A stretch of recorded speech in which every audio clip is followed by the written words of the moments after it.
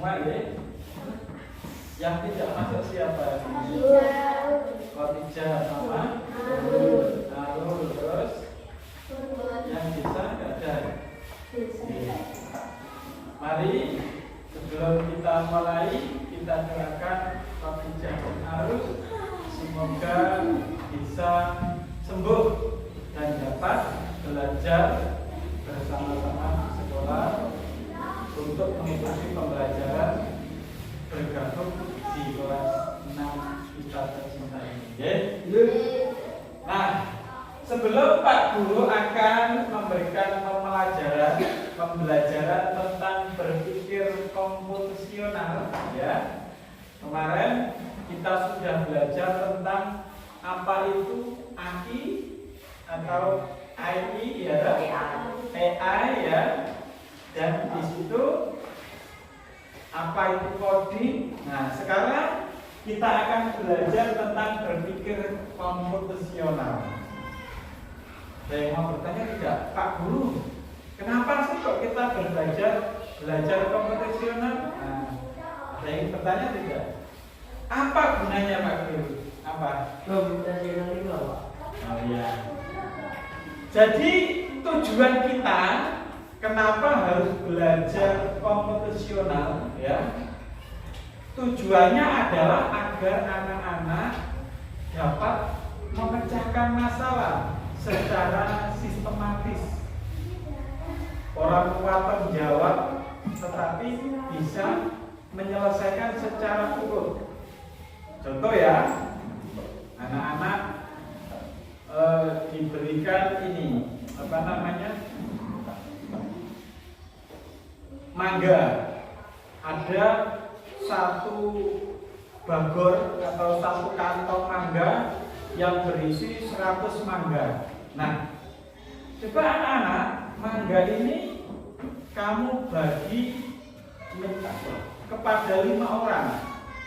Nah, anak-anak kalau membagi 5 orang kan, oh berarti jawabannya 20. Nah, kan tidak seperti itu. Harus diselesaikan secara sistematis. Anak-anak mengambil karung dulu, mengambil 5 karung, terus 1 karung diisi 10, kok nanti bisa 50, tambah lagi 10, akhirnya 1 karung menjadi 20. Nah, jawabannya 100 dibagi 5 berarti jawabannya 20. Nah, itu tujuan kita belajar berpikir komputasional itu agar kita bisa berpikir secara sistematis. Jadi otak kita tuh biar bisa bekerja seperti komputer. Makanya pembelajaran kali ini adalah pembelajaran yang berpikir komputasional.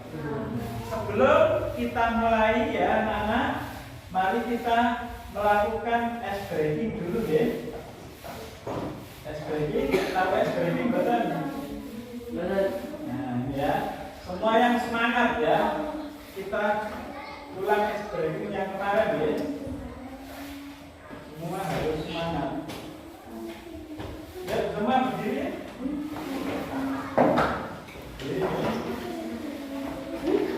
Dari tempat yang luas ya.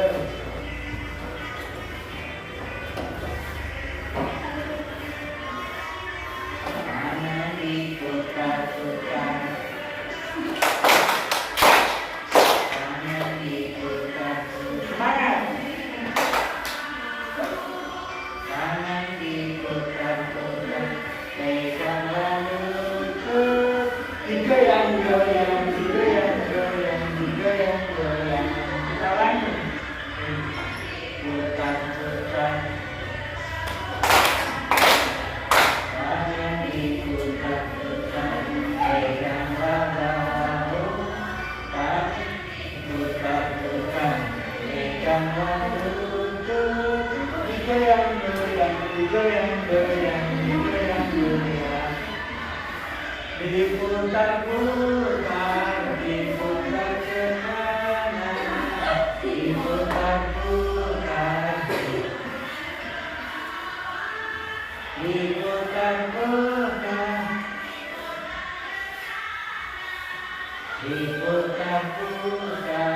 diputar ke kiri.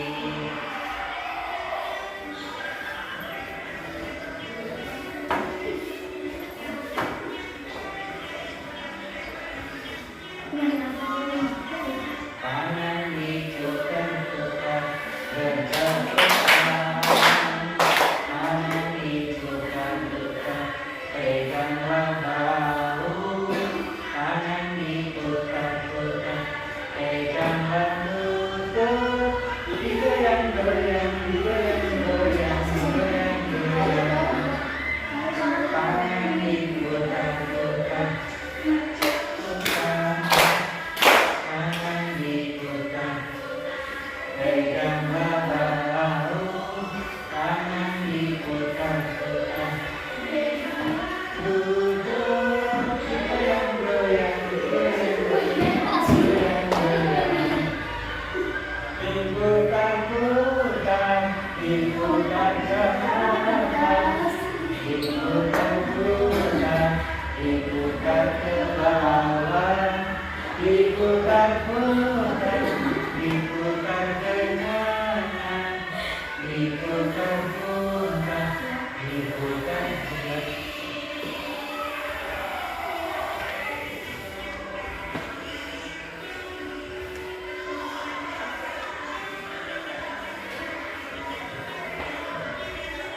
Ya, tepuk tangan. Baik. Itu tadi ya tentang apa namanya ice breaking dulu ya, biar kalian semangat belajar ya. Nah, sekarang perhatikan ya, Pak Guru akan tampilkan tentang tadi. Nah, hilang.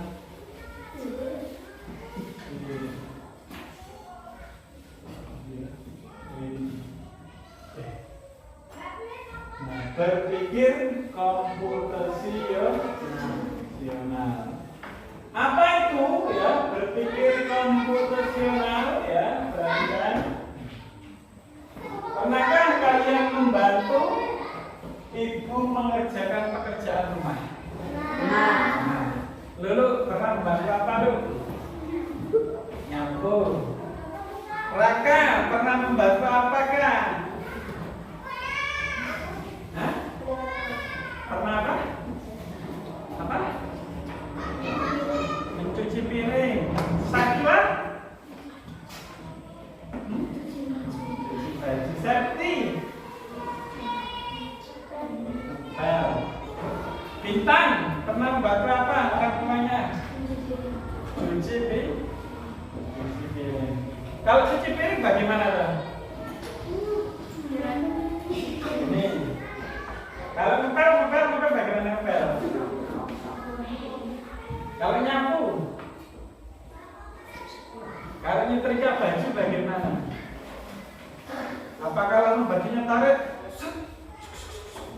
Nah, tidak kan? Semua ada langkah-langkahnya, ada urut-urutan. Kalau mau mencuci piring, pertama siapkan piring yang kotor, ya toh. Terus cari wadah kecil, wadahnya dikasih sabun, ya toh. Dikasih sammet, biar apa?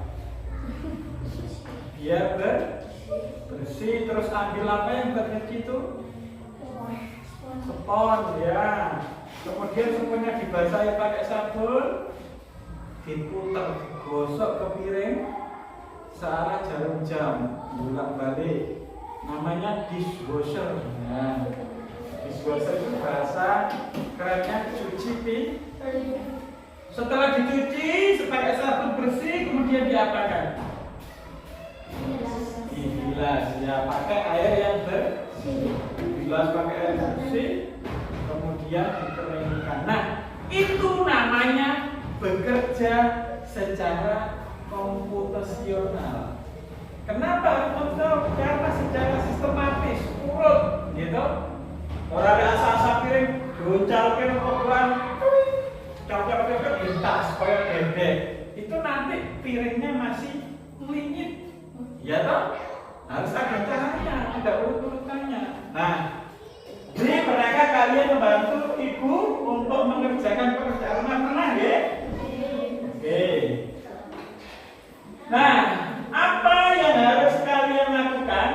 agar pekerjaan itu selesai dengan baik. Ya, coba kira-kira apa yang harus kalian lakukan agar pekerjaan untuk membantu orang tua itu dapat bekerja selesai dengan baik? Kira-kira apa?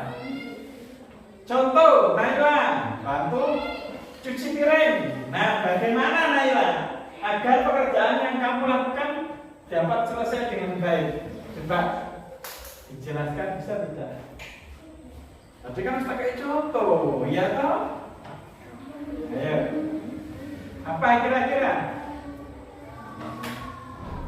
Sakti biasanya membantu orang tuanya apa? Kira-kira apa yang harus kalian lakukan agar pekerjaan itu bisa selesai dengan baik? Apa? Ayo. Hah? Ayo apa? Sakti? Baik. Lihat ya.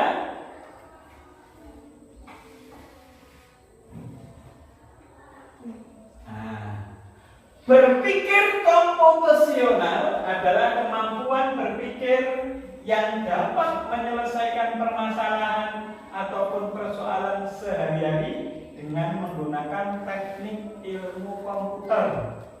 Kemampuan menyusun solusi masalah secara logis dan sistematis. Nah, jadi kenapa anak-anak kok harus belajar komputasional?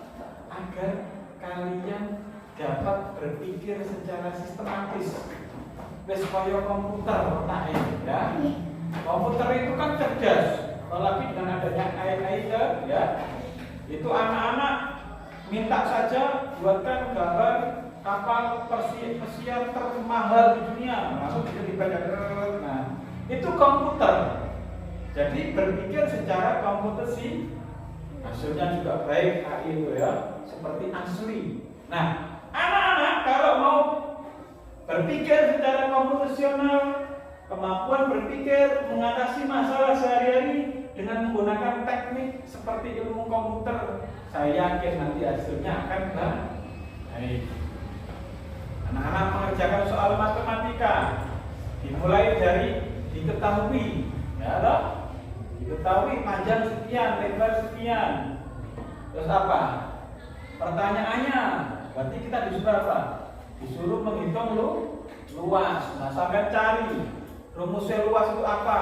Panjang kali lebar. Kemudian dijawab. Nah, kalau kalian mengerjakan soal matematika runtut seperti itu, diketahui, ditanya, kemudian dijawab. Nah, itu namanya berpikir secara komputasi ya. Seperti komputer. Jadi tidak berapa luasnya, persegi panjang 5 kali 7, langsung saya menjawab 60 Pak. Nah, tanpa ada cara-caranya.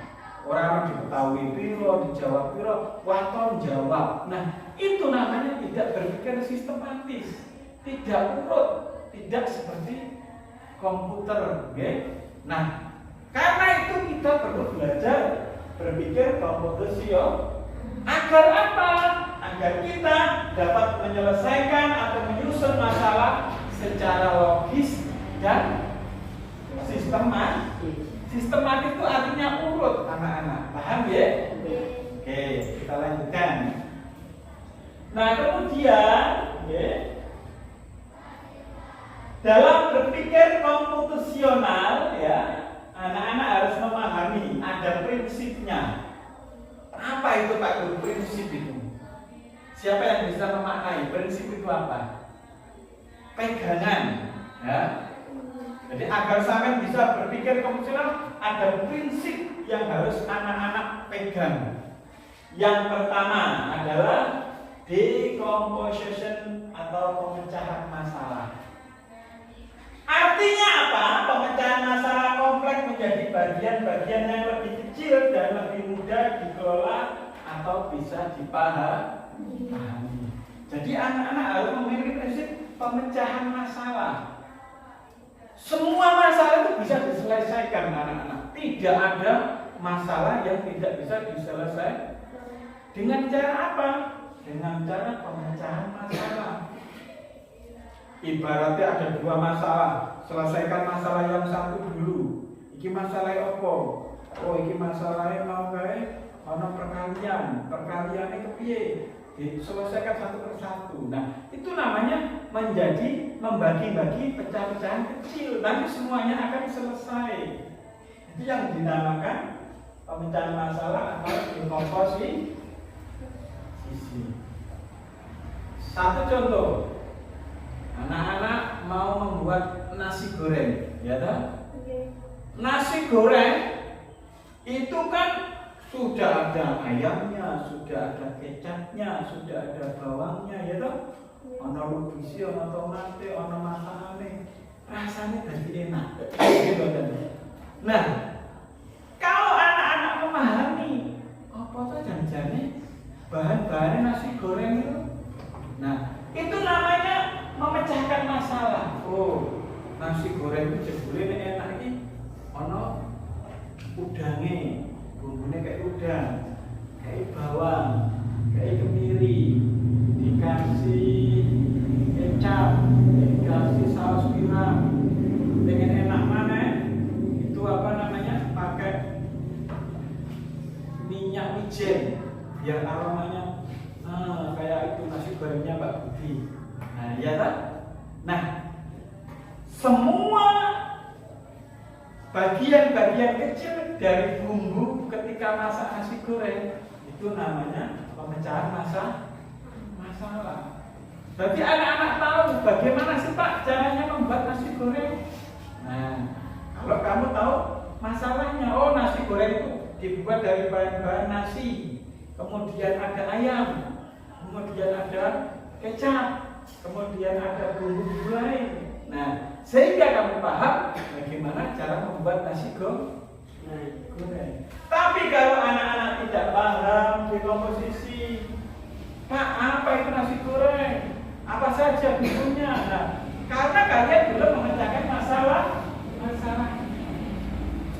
Terus kamu bisa mengembangkan, Pak Guru, saya bisa membuat nasi goreng seafood, saya bisa membuat nasi goreng Magelangan, saya bisa membuat nasi goreng Jawa Timuran. Nah, itu tinggal mengembangkan anak-anak dalam membuat nasi goreng. Paham ya? Nah, kemudian yang kedua ada namanya pattern recognition atau pengenalan pola. Pengenalan apa? Pola. Tahu pola mboten? Tidak tahu? Masa tidak tahu pola? HP-mu bisa dia, apa polanya? Apa itu kira-kira pola itu? Susunan bentuk, ada yang lain? Apa itu pola? Dilihat ini.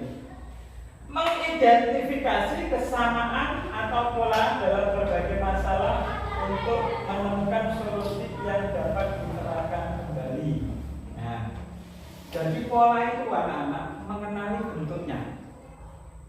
Ada yang pernah main game ini enggak? Yang bisa itu apa namanya? Lupes. Nah, Roblox. Pernah tidak? Nah, Roblox itu kalau anak-anak membuat gamenya, anak-anak memerintahkan jalan 3 langkah. Tek, tek, tek. Oh, berarti polanya 3 langkah. Nanti 3 langkah lagi belok. Ada pertigaan belok kiri. Berarti kamu memerintahkan jalan lagi 3 langkah. Tapi kalau anak-anak perintahnya keliru, polanya keliru, jalan 5 langkah, ya nanti robotnya 5 langkah, nggak jadi belok. Nah, itu mengenali pola. Paham ya? Kira-kira soal ini polanya bagaimana? Mudah atau sulit? Nah, saya tak belajar bahasa Inggris dengan pola yang mudah. Bagaimana caranya? Saya selalu membiasakan untuk berbicara menggunakan bahasa Inggris. Kalau saya mau makan, hey. Nah, saya mau minum, I'm drinking is water. Saya minum air. Nah, itu namanya pola. Polanya beda. Kalau Mas Bintang punya cara sendiri untuk menghafalkan bahasa Inggris, Pak Sakti punya cara tersendiri untuk menghafalkan bahasa Inggris. Kalau Pak Sakti, saya tak menghafalkan kosakata saja, tiap hari 5 kosakata. Sekarang table, terus sekarang ada komputer. Ngapal ke 555, nanti lama-lama akan hafal. Kemudian ya ada menyaring informasi atau abstraction, menyaring informasi yang tidak relevan dan hanya mengambil bagian-bagian yang penting untuk menyelesaikan masalah. Anak-anak harus bisa melakukan abstraksi atau menyaring informasi. Di dalam dunia digital tidak semuanya informasi itu benar. Ada saja yang namanya berita hoax. Tahu hoax? Apa itu hoax? Ya, berita hoax. Sekarang kecanggihan AI ya, atau artificial kecerdasan buatan, ya, itu tidak sepenuhnya benar.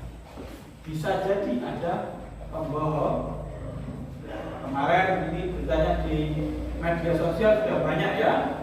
Ada ibu menteri yang mengatakan guru adalah beban negara. Nah, katanya itu adalah hasil editan dari kecerdasan artificial. Bu Menteri ngomong, terus kayak suara guru adalah menjadi beban negara. Jadi seakan-akan menteri itu bilang kalau guru itu beban negara. Wah, beritanya geger sak jagat Indonesia. Nah, berita-berita seperti itu kan termasuk berita yang berita bohong, hoax. Maka dari itu anak-anak untuk berpikir komputasional harus memiliki prinsip abstraction, bisa menyaring ya. Ojo gampang percaya ya. Jangan mudah terpercaya dengan berita-berita yang belum pasti informasinya. Ada berita sampai langsung di-share, belum ditanyakan dulu ini berita ini asli atau betul, nanti hoax. Nah, jadi tanyakan kepada ahlinya. Contoh, lu opamu kebakaran, lalu lu langsung di-share, Pak, omaciku kebakaran, di-share kabeh nang jebule ora kebakaran. Nah, kalau ada berita seperti itu, pastikan dulu nelpon tanggamu, Lek, pengaku saya benar kebakaran atau tidak. Nah, seperti itu dipastikan. Setelah kabarnya A1 benar, gek sampai memberikan kabar ke orang lain. Nah, seperti itu, gek. Itu untuk menyaring informasi. Kemudian ada algoritma thinking, berpikir algoritma, yaitu menyusun langkah-langkah instruksi ataupun prosedur yang sistematis untuk menyelesaikan suatu masalah.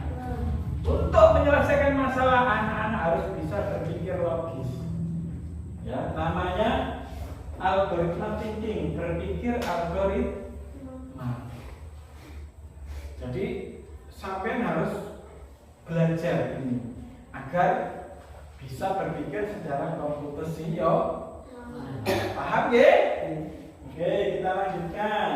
Nah, selanjutnya perhatikan video yang diputar gurumu. Nah, nanti tak putarkan ya videonya ya. Nah, ayo bermain petualangan dan logika. Nah, lihat sini.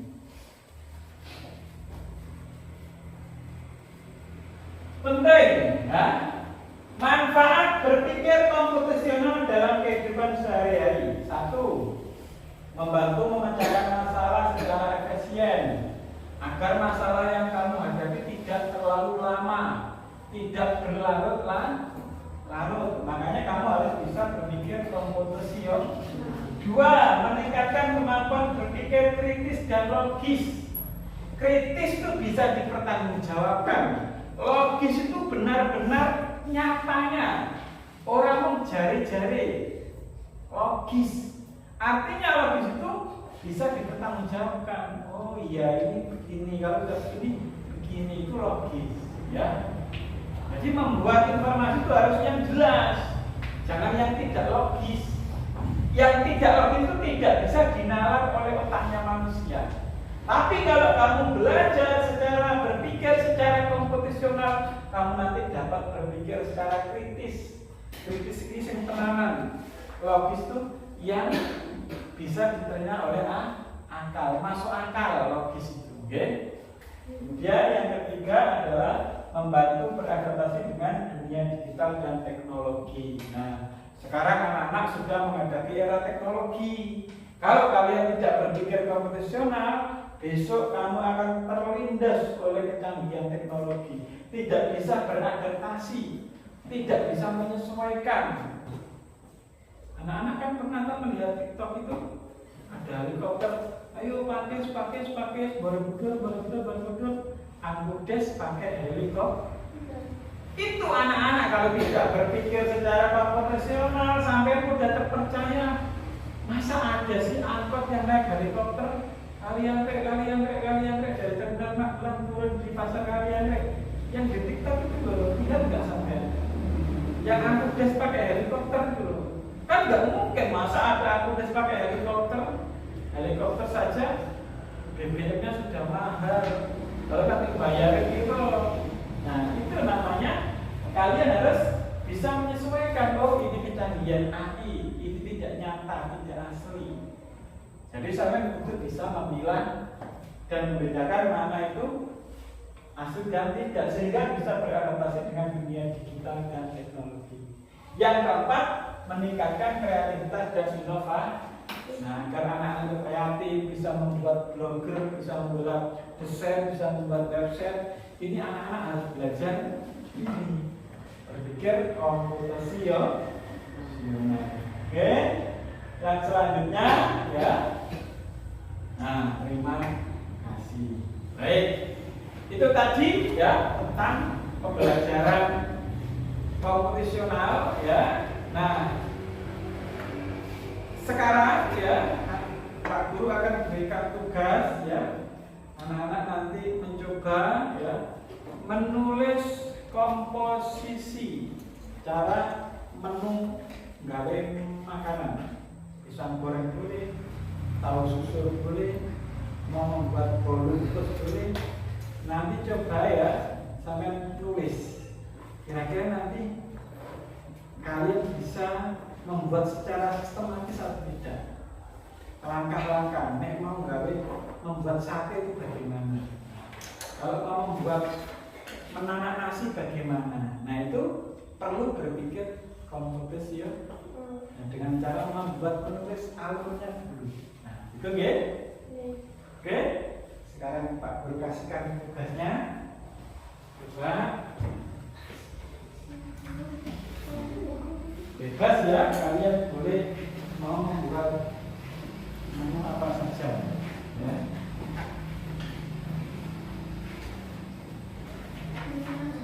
Ya, ya. Terus mana nih?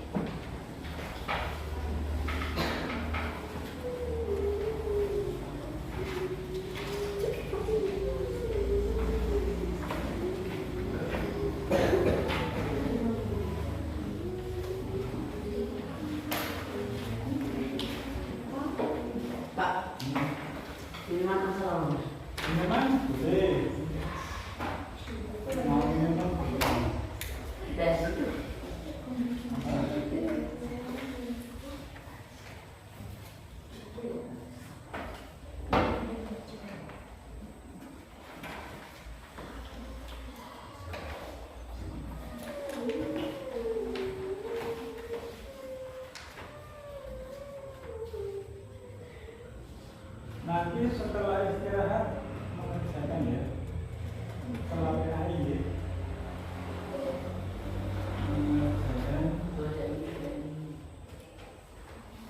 Nah, itu tadi itu nanti ya digarap setelah PAI ya. Hari ini kita akhiri sampai di sini.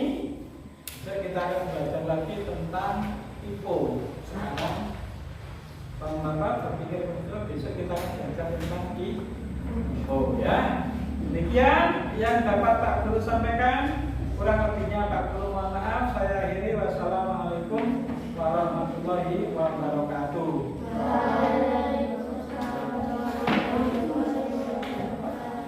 Nah, ini dilanjutkan lagi ya setelah PX. Terus sekarang Bu Syarif manggil ke sini. Ya lupa Bu.